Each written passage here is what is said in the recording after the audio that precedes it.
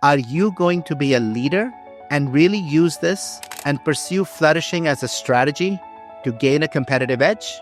Or are you going to be a laggard and do it to catch up? Because this change is coming.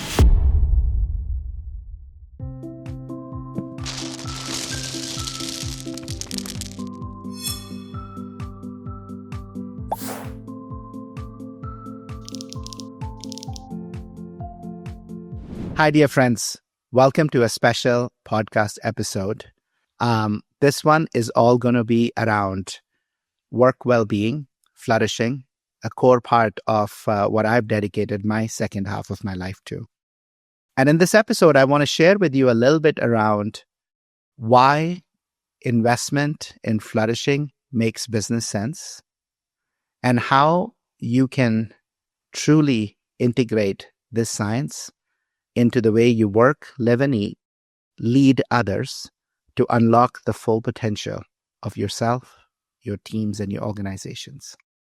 So let's first start with talking a little bit about why flourishing actually matters by itself for us as humans. Let's first describe what flourishing means.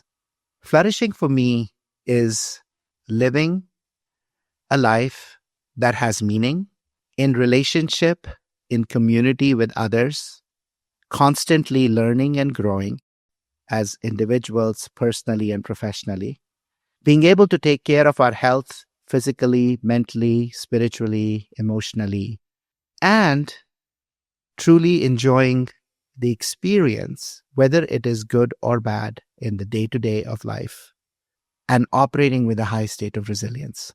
So let's think about why this matters. Why does it matter? Why does flourishing matter? Well, friends, most of us spend close to 90,000 hours in our lifetime at work. 90,000 hours. That's approximately a third of our life. Between 20 to 60, 5 days a week, majority of our waking hours are spent at work. And if you're like so many who are in high stress, always on roll, even when you're home, you're actually thinking about work. So friends, if you are not flourishing at work, or worse, you are suffering at work, how can you flourish or be happy in life? How can you do well in life? We don't live in a severance world. We carry the joy as well as the sorrows, the stress, the frustration, the anxiety from work into our homes. Now, I've spoken to 10,000 plus people. And for most people, when I share this, they step back. And so I want to create a little bit of a step back moment for us, our listeners here on this podcast. If you are sitting down, I want you to close your eyes and reflect on these 5 questions I'm about to ask you to take your own inventory. If you are driving or running or walking, just listen to these questions, reflect on them, but then play this podcast back when you're sitting down to do this reflection. Because I want you to think about these questions, not just from your head, but from your heart and from your body. I want you to think about a scale from 1 to 5. 1 is low, 5 is high. Question number 1.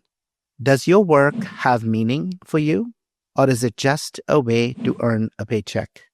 If it is just a way to earn a paycheck, rate yourself as 1. If your work has meaning and significance for you, rate it as a 5, or somewhere in the middle. Question number 2. Do you feel energized by your work? Excited to show up Monday mornings? Or do you start counting down your days and hours, waiting for Friday evening to arrive? If you start counting down your hours to Friday, rate it as a 1. If you are excited and you leave your work with more energy than when you started the day, rate it as a 5. Question number 3. Are you learning, growing, and developing both personally and professionally? Or do you feel stuck, stagnant, and harboring a dull ache that you can be so much more than that?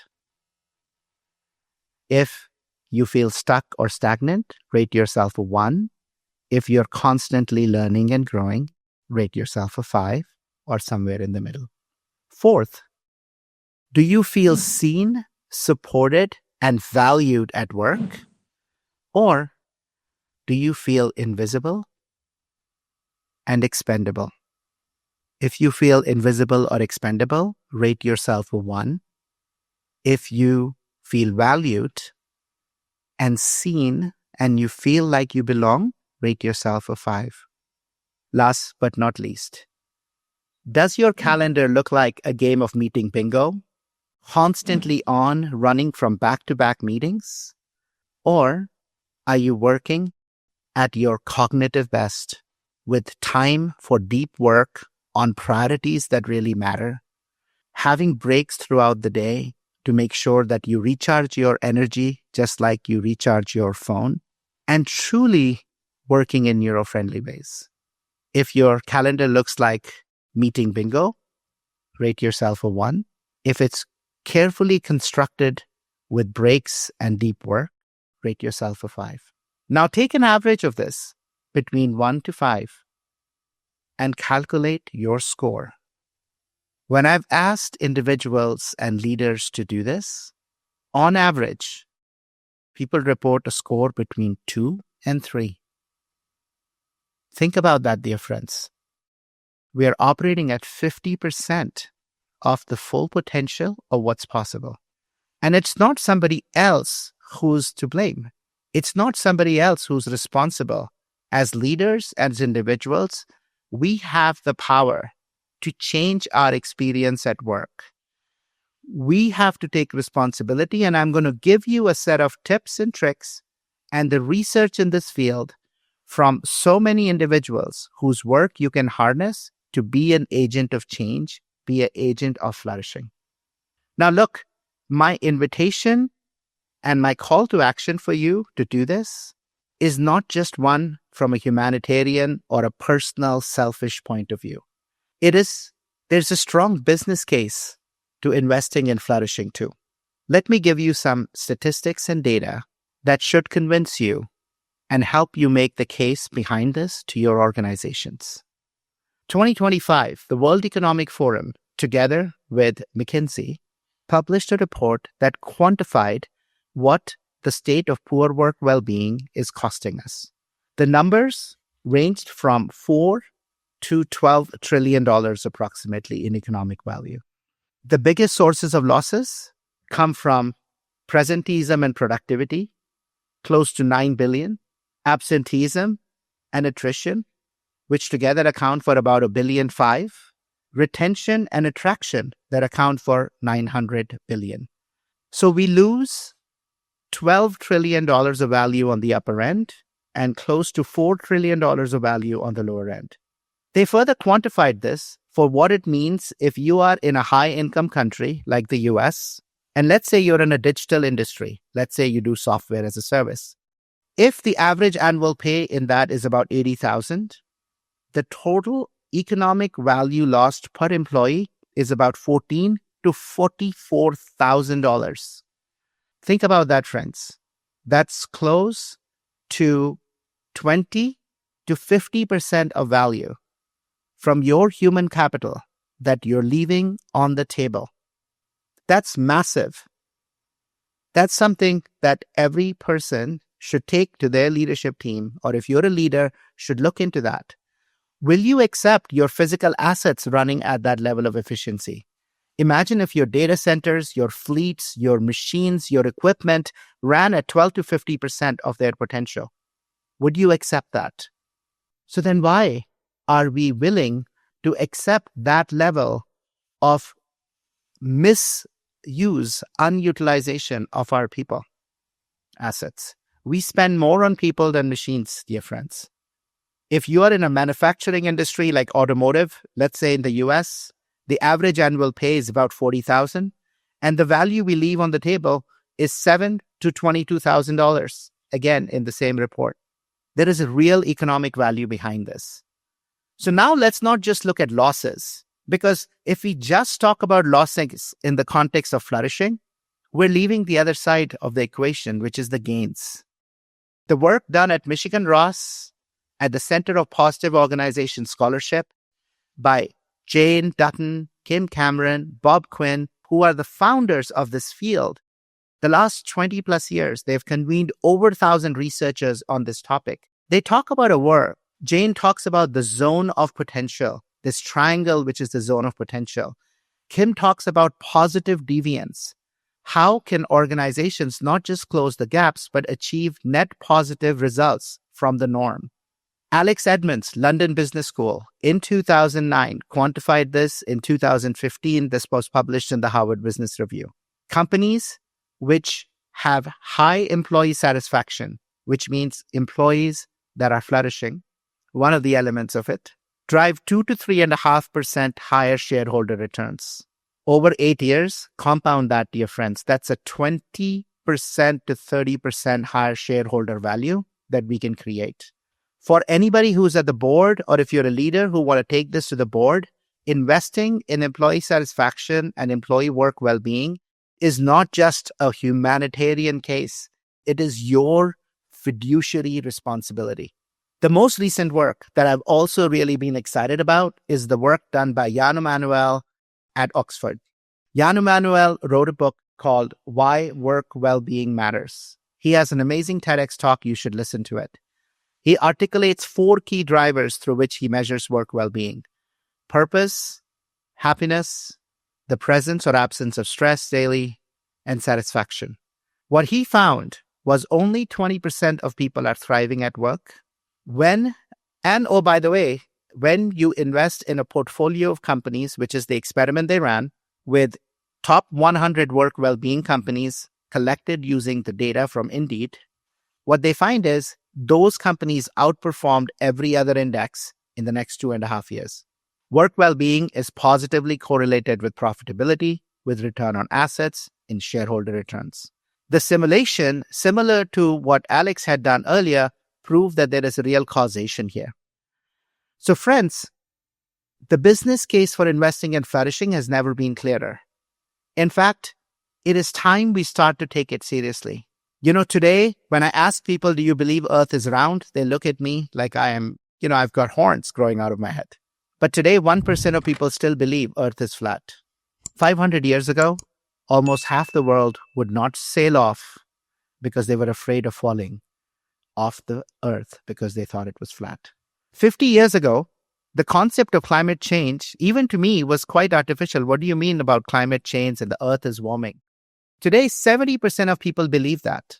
30% still deny it, but 70% believe. And I'm not talking about whether it is real, do we cause it, is it natural, is it not? I'm just talking about purely from a science, is our Earth getting warmer? Are our oceans getting warmer?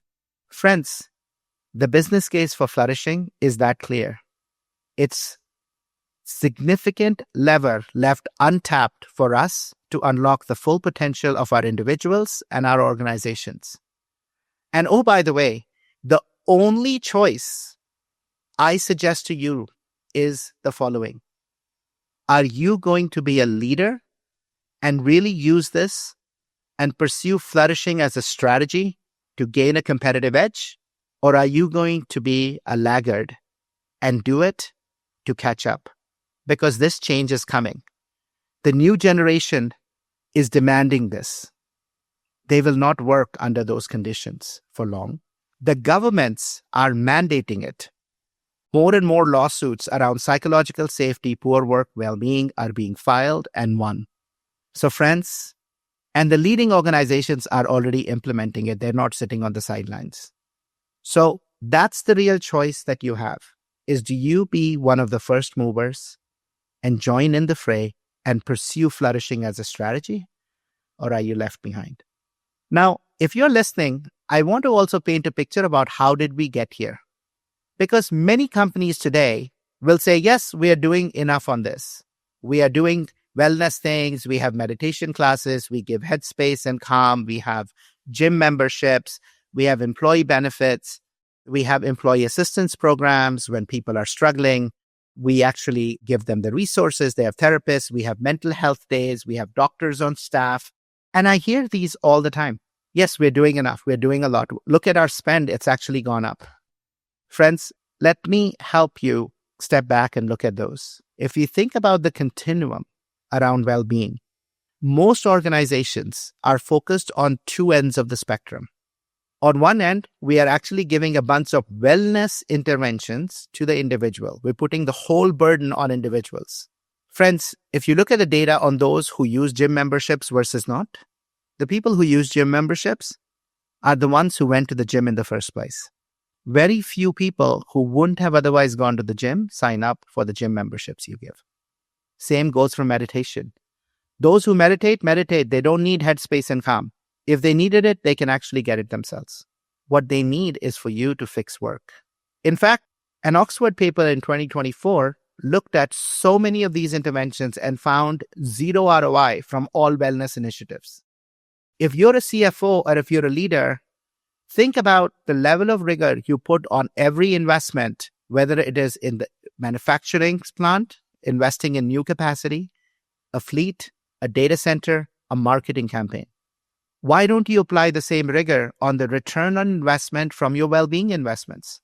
Well, the reason is because we think about it as a split the pie strategy, as Alex says. We should just do it even if I can't measure it. Why? We can measure the impact of work well-being. Give the same level of rigor to it. Second, a lot of these interventions are also on the other end of the spectrum. They come in the form of employee assistance programs, access to therapists, mental health days, sick days, etc., etc. Friends, I know this is going to sound extreme, but I feel that's a little bit like giving people the resources to heal themselves after we've broken them. Giving them resources after we break them. That's great, but that's not enough. We can't wash our hands off this because if you look at, again, the McKinsey World Health Institute research, 97% of the drivers behind burnout are actually at the job team organization level, not at the individual level. The same goes for well-being. 72% of the demands and enablers behind holistic health are at the job team and organization level, not individual. So if all of your investments are on burnout prevention, anxiety, depression on the right-hand side, giving individuals the resources, or all of them are on the health side on the individual, and you're missing work, you're leaving the majority of the opportunity and your responsibility. You're not exercising that responsibility. We have to fix work from one of immense human suffering to one of human flourishing. Now, I am not exaggerating this point, dear friends. The Indeed report shows that only 20% of people are thriving at work. 20%, 1 in 5. Would you let your assets, physical assets, run at that level of efficiency? 1 in 5 is doing well, the rest are kind of somewhere in the middle. 60% people report experiencing stress daily. Globally, 22% of people are burnt out, 16% in the US. And this is using the medical definition of burnout. That I feel chronically stressed, I am feeling a high level of cynicism and distance from my job because it can't change. And I am physically and cognitively not being able to do my best work. 20%. 15% of frontline finds meaning at work. The level of hopelessness is rising. This is massive human suffering. And this is the reason why just doing work at the individual, whether on meditation, gratitude, giving people the resources, is not enough. Friends, with 70% of the factors being about work, this is the equivalent of telling somebody, if you're in a toxic relationship, that kindness, meditation, and gratitude will save the day when you go home every day and you have a spouse that abuses you physically or mentally. How is this not mental abuse when only 20% of people are thriving, 60% experience stress daily at work? How is that not a form of mental and emotional abuse? Why are we okay with that? Why are we okay with that, accentuating that in our workplaces? We hope you're enjoying this episode and would love your help in spreading awareness and furthering our mission to help 1 billion people rewire for happiness. Please consider leaving us a review and sharing this podcast with others in your personal and professional life who you feel could benefit from some of these very insights. It's a really simple way to extend and spread positivity. Also, check out Rewire, our proprietary offering to move you from knowing to doing, on the Happiness Squad website, www.happiness.squad.com. Rewire uses the science of habit formation and the power of community to help you build happier habits in 5 minutes or less daily. Now, back to the episode. Now, look, I am not asking you right now to take the pitchforks and go for leadership. We are all leaders. There is a lot of resources that we have that we can access. I'm asking you to be an agent of change in the teams you lead with people around you. Because that is the beauty of this work. Almost 70 to 80% of this work, as a leader of a function, as a leader of a location, as a leader of a team, you together with your team can address. And I'm going to share some of those with you. So let's talk about those. What can I do? The first and the biggest one, friends, is you have to think about flourishing as a strategy, not as a benefit. We have to think about flourishing not as a check the box, nice to do when I make money, once or twice a year, rather than something that you pursue as a long-term strategy. What does that mean? Number one, we need to actually have flourishing be a measure that we hold our leaders to, just like we hold performance. We need to tie their incentives to it. We need to build systems and capabilities that allow us to scale flourishing as a capability, as a strategy across the organization, and not just leave it for the top team leaders. Every person is a leader. Our issue is not the top. Let me put it this way. Our issue is just not the top. Our issue is the middle. We never train people and help them implement these changes at work. We have to think about this as a strategy. When we think about this as a strategy, we also have to take a long-term view. When we invest in upgrading our systems, whether it's implementing SAP or a new HRIS system or a new digital strategy, do you think about that as 3 months, 6 months, and what's my ROI? No. You think about this as multi-year, 3, 4+ year strategies. We've got to think about flourishing on that horizon too. We have to stop this short-term, tell me in 3 months, what did I get? But we should also hold hard. If we think it's a 4-year strategy, I better see the results. And with the research that Alex has done and Jan Emanuel has done and we've done at Happiness Squad and at McKinsey, the case is there. We need to measure all the places where human energy is lost, and we need to help those leaders drive and close those gaps. Number 2, we need to measure what matters, friends. If you care about work well-being, if you fundamentally buy in to flourishing work well-being as something you should invest your energy as, then measure it. Stop measuring engagement. We've been measuring engagement for 15 years. We do it once a year. Why are we stuck at 30% engagement levels? If it was working, why have we not moved the needle? Engagement scores have just become check-in-the-box exercises. They only measure the tip of the iceberg. If you really want to measure flourishing, measure the ingredients of flourishing. What percentage find meaning at work? What percentage are energized by work and are happy at work? What percentage are learning and growing and operating with a high degree of adaptability? What percentage feel safe, seen, and trust their leaders? And what percentage are working in ways that allow them to be at their best rather than constantly stressed, feeling under the gun? Measure the ingredients of flourishing and the results. Measure the losses that are associated with it.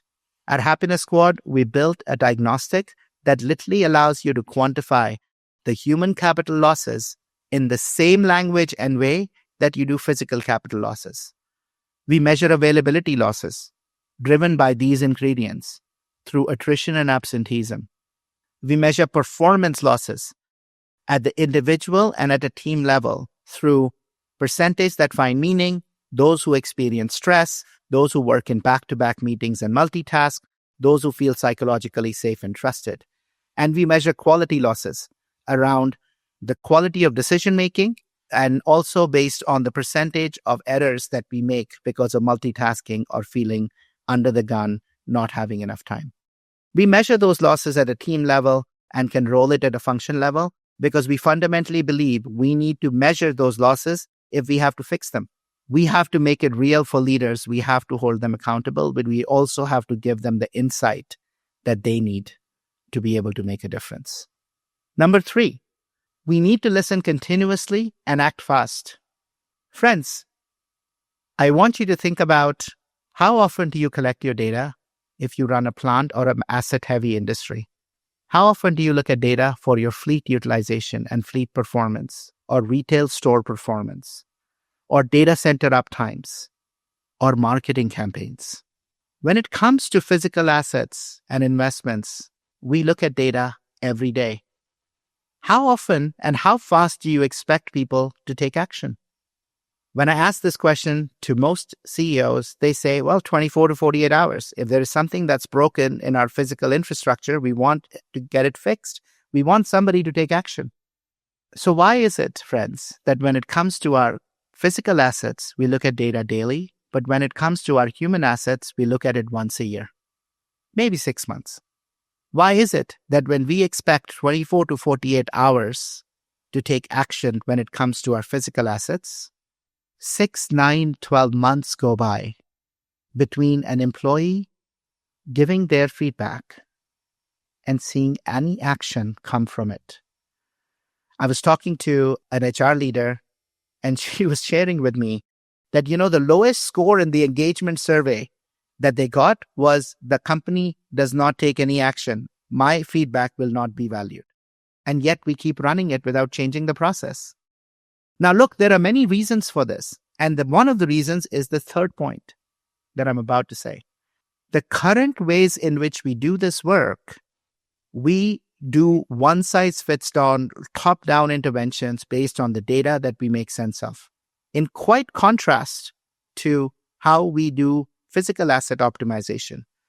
The person running that asset, that machine, that line, that plant, that fleet, that location, that region, is the one that takes action based on what's needed, not top-down. Now, if we have to do this top-down because we fundamentally believe this is a benefit, this is not what line leaders will care about, then of course we can only do one or two things at the center. Of course there is a lag between designing something and rolling it out. So this is why our HR business partners can't do this on their own. If we have to build a bottom-up system of continuous listening that leaders that are leading teams together with their teams choose the intervention, we have to throw our existing playbook out and actually lean into building a new human operating system. Last but not the least, you need, based on the losses, address the full system. You have to drive interventions at the individual level. You have to drive individuals at the job and team level, which is upskilling the middle. And you have to address things at the organization level. Now, let me share some of the models and the work that has been done here that you can use to make these changes if you so want. At the individual level, instead of offering people meditation, gym memberships, lectures by experts, enroll them into programs that are cohort-based, that are journeys over 3, 6, 12 months in intact teams where they're using the science of happiness to build more adaptability and resilience. These skills will help them be happier, healthier, and have more love and meaning, so they can be at their best, not just at work, but in life. We can train this. We can use micro practices that they do in the work, not outside of work. We integrate them into team rituals. We do this as teams that increases connection. You show that I matter. My happiness matters. My well-being matters. We've run these programs now with 6 different client teams, and in every one of them, within 4 months, 40% plus report on a scale of 1 to 5, 4 to 5 level of improvement in stress, hope, optimism. This is possible. We have to do it differently. We have to help people practice at work. We have to put them in peer groups and cohorts that will support them into practice, staying in practice. And we have to make these small. We have to make this something that fits into our busy lives. The sunflower model that I write about in the Hardwired for Happiness, that our Rewired course is built around, is a good resource. But so is the work of so many others in this field. I particularly love the work of Tal Ben-Shahar, who's written a series of books. I love the work of Shauna Shapiro, who's done tons of amazing work. We've had Shauna on our podcast. I love the work of Emma Seppala. She's going to be on a guest very soon on the podcast. So you can look at any of these resources when it comes to the field of happiness. Of course, the OG, Marty Seligman, and all of his work around positive psychology that really started this field is a powerful resource to go. But if you want a ready, off-the-shelf modules that you can run with your team, come find us at Happiness Squad, look at our Rewire program, and we're happy to make it available to you. Let's step now and talk a little bit about the team and the job that accounts for almost 60% of well-being and close to 80-85% of burnout. Now, our Pearl model is a powerful model that is an integrated model around this. The inspiration from Pearl came from the sea.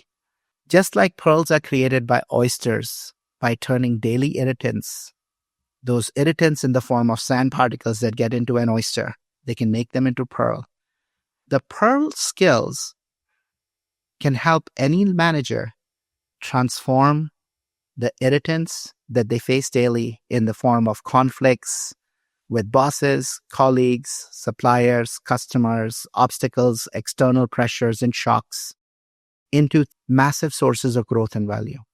And the 5 elements of Pearl are the same 5 that I asked you to do an assessment around, that we built our organizational human potential index model around. And there is so much work from around the field that we have integrated into this model. So P is about purpose, doing work that matters, connecting what people do every day as a source of meaning for them. Now, the source to go for this, the work, the preeminent research that we leverage for this work come from both the positive psychology work around meaning, but most importantly, the work done by Jane Tutton and Amy Wrzesniewski around job crafting. They actually have a tool that's available that you can directly leverage from the center and integrate with your team. Job crafting is about having a dialogue around how we can craft our jobs at 3 levels: task, relationship, and purpose cognitive around the impact that we are having. It's a powerful intervention. It has massive impact. You can also look at the work done by Raj Sisodia in the field of conscious capitalism for valuable tools and resources to access it. Energy. Do the work we find energize us? Now, this has 2 elements, dear friends. One, it's around how we communicate, how we appreciate, show appreciation, how we create more compassionate workplaces where those who are suffering can find relief. It's also about how we teach people how to have better conflicts rather than avoid them. It's teaching teams how to get better at inquiry rather than advocacy. So we can really analyze a problem all the way down to its bare bones, fears and needs that people are solving for rather than positions. Now, there are tons of researchers whose work we benefited from that we've integrated into our work. On the one hand, it is a beautiful book and research done by Monica Verleen and Jane Dutton. They wrote a book called Awakening Compassion. There is the work done by Barbara Fredrickson on positive emotions and gratitude. There is the work done by my dear friend, Julien Miravel, around positive communications. He has a masterclass. He wrote a book. We had him on our podcast. He defines these 6 behaviors that any person, any leader can train themselves and their teams on. You don't need change at an organization CEO level. You can do that. The work done by Kim Cameron, who we also had on our podcast around positive energizers, skills of positive energizers, and how you individually can become a positive energizer and unlock massive heliotropic effects around people and performance, are resources that are available to you. The work on crucial conversations, advocacy inquiries, locks, and how do we address them, and how to have better conflicts are other series of powerful work done at Harvard, at McKinsey, that you can leverage. Let's now talk about adaptability and awareness. Now, adaptability was a key area of research for me when I was at McKinsey. There are several resources here that you can leverage. Adaptability, a lot of the work that we did, there's a paper that we wrote on the adaptability paradox that you can leverage around these learning mindsets versus anti-learning mindsets. There is work by the Conscious Leadership Group around how we can shift from reactive to more creative structures. There is all the work that has been done by Jennifer Garber and Carolyn Coughlin around complexity. That is powerful resources for you that you can access. And of course, there is the work done by Gallup on Strength Finder and leveraging our strengths so we are continuously growing. All of those skills are available. You don't need to execute all of them. You need to first find what are the gaps in your organization and be able to leverage that work. R is relationships. Relationships are about building an environment where people feel trusted, people feel included, and psychologically safe. Now, here, there is a series of foundational 20 plus years of research that you can leverage. There is, of course, the work done by Amy Edmondson on psychological safety. There is also work done by Carol Robbins and her colleagues at Stanford. They wrote a book called Connect. We had Carol on our podcast around how we can build exceptional relationships. That podcast and those resources are available to you. You can leverage that work if you want to build exceptional relationships. Last but not least, life force. Life force is about doing work to alleviate stress, to work in neuro-friendly ways. Now, all the work of Cal Newport is a powerful resource here. Mihaly Csikszentmihalyi's work on flow is a powerful resource here. The work from Oxford around stress is powerful. The work at Johnson & Johnson's Human Performance Institute also provides resources in this space around how we make stress into an ally. The Energy Project is another resource. So we'll put many of these in the blog, in it, so you're available. I want to make sure that you have all the resources that you need. Now, look, there are so many of these that are highlighted. You can go pick each one of them. Our program around Flourishing integrates all of this into easily accessible once a quarter, once a month programs. We've built a playbook, which we call the New Human Operating System, that can help you not just train, but transform your workplaces. We do this work in agile sprints, working with leaders. So we would be at Happiness Squad delighted to work with you to really implement this rather than just know and learn about them. We can be the integrator of all of this work into your workplace. And we'll start with the diagnostic to first choose the levers that will matter to you and then help you design a long-term strategy. Last but not the least, you have to address some organizational factors that get in the way. These are things like role conflicts. These are things like work and time pressures that organizations sometimes face on individuals because of lack of strategic priorities. This is toxic bosses who are allowed to stay around till too late when their best people have left. It's around fixing our upskilling and how we think about roles and capabilities. Now, this is work where I am delighted to be partnering with Dr. Angela Jackson at Harvard. Her work in this field, she wrote a book called Win-Win Workplace that has so many of these organizational factors that we can address. So friends, a whole set of resources that are available to you. Look, the business case, the rationale for investing in this and really tapping into Flourishing as the next source of competitive edge, the evidence is as clear as it can ever be. These resources are truly available and can help us not just unlock massive performance gains, as I said, 2 to 3.5% higher shareholder returns, $12 trillion in economic value, but they can truly transform our workplaces from one of massive human suffering to human flourishing. And you as individuals have more power than you need. than you think you have. You have more power than you think you have. If you lead a team of 6 or 8, you can start making changes that will make a big difference. I want to end with 2 of my favorite quotes. One is from the spiritual traditions, Khalil Gibran, who said, "Work is love made visible." Work is love made visible. Work is not something to be bore as a burden. It can help you grow into your fullest potential. And the second is Clay Christensen. In his book, How Will You Measure Your Life? He called business and leadership one of the noblest professions.